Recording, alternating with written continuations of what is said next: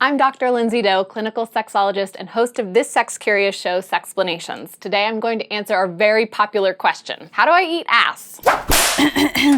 Eating ass, also known as tossing the salad, rimming, cleaning the kitchen, playing the rusty trombone, analingus, and culo sex is actually pretty simple. Step 1, ask your partner if you can. Any interest in me licking your asshole the next time I go down on you? How would you feel if I made out with your butt while you masturbate? Have you ever had a rim job? Step 2, once you have consent, it's time to get ready. Avoid giving anything bad to their asshole and getting anything bad from their asshole. Here are the infections that can go from mouth to anus and anus to mouth. Herpes. If you have herpes on your mouth, aka cold sores, you can pass it to your partner's asshole even if you don't have an outbreak. And if they have herpes on their asshole, outbreak or not, they can transmit herpes to your face. Gonorrhea and chlamydia, 2 infections which can be tested for and treated easily. HIV. The risk is low because it's oral sex, but the anus is higher risk because the mucous membrane is so delicate. Syphilis, another one you can test for and treat. Hepatitis A and hepatitis B. These 2 you can get vaccinated for, so if you come in contact with the viruses, they won't harm you. Lastly, gastrointestinal problems and parasites, salmonella, E. coli, basically the things that cause food poisoning might be hanging out and you don't want to put those in your body. Step 3, set a time. I'm sure you don't want to go down on someone and find a dingleberry of poop and pubes stuck in your teeth. So if you're the one with the asshole, watch your bowel movements. Healthy ones look like this, unhealthy ones look like this. Monitor what you eat so you're not sick or gaseous. Shower and wash your whole butt with soap, especially the anus and all those little crevices that make it look like a star. Stay outside though, don't go inside. Then make sure to rinse off all the soap. Trim, shave, or wax your pubes if you choose and wash again. If you're the one with the mouth, how about nothing spicy to eat that's going to burn the anus if you lick it directly? And for hygiene's sake, clean your mouth. Step 4, acquire some dams for a layer of protection. They reduce the risk of all the bugs I mentioned earlier and cover up the smell and taste of asshole. Here are 3 ways to make a quick dam that fits right between the cheeks. Condom. Make sure it isn't expired. Carefully remove the wrapper, unroll it about an inch, cut off the tip so it becomes a ring, then cut the ring open and unroll the condom into a dam. Glove. Remove the pinky, ring, and middle fingers, then cut the glove open along the pinky side. Now you have a dam with finger holes for the anus and/or vagina if there is one. And non-microwavable cling wrap. Step 5, with all preparation in place, play. Play with all sorts of body parts, kiss, massage, whatever it takes to get all riled up before. Step 6, when you lightly blow on the asshole. The blowing will not only light up this sensitive spot, it will waft the smell toward you so you can evaluate whether or not you want to proceed. If everything is a green light, move on to Step 7, add lube and put a dam in place. Add enough lube to keep things soft, but not so much that the anus thinks it's leaking. I'm not opposed to saliva and direct mouth to anus contact, but there are so many benefits to using a dam. This is strawberry flavored, but with any dam, your mouth is feces free to explore other areas during and after analingus. Sexually transmitted infections are so much less of a worry, and your partner feeling self-conscious about their butthole being a butthole, that's all covered up. Win, win, win. Step 8,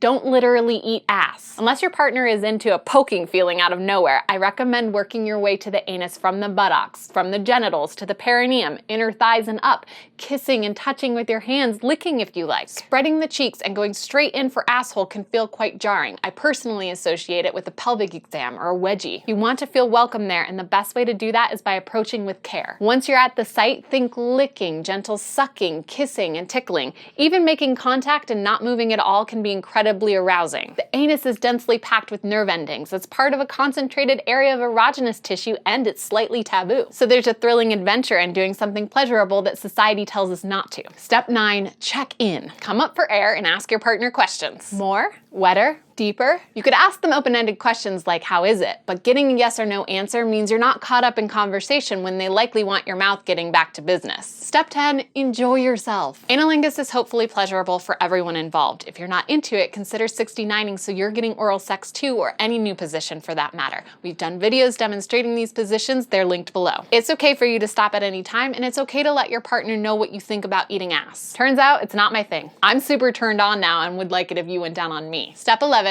wash your mouth and face afterward. Soap, water, mouthwash, brush your teeth, floss, mouthwash again, clean all the things. Step 12, then stay curious. Have the longer conversation about what it was like, whether or not you want to do it again in the future, and what could improve the experience. I'm confident that you and your partner will have some great solutions of your own on how to eat ass. Please subscribe, share, and like to let others know you value accessibility of quality sex education. And if you're able, you can fund our efforts as a sexplanaut at patreon.com/sexplanations.